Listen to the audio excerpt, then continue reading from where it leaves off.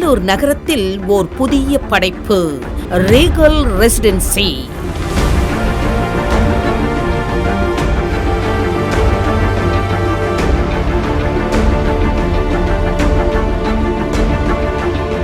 வேலூர் கோட்டையிலிருந்து 17 நிமிட பயணத்தில் உலகத்தர வசதிகளுடன் ஓர் பிரீமியம் கேட்டட் கம்யூனிட்டி வீட்டுமனை பிரிவு.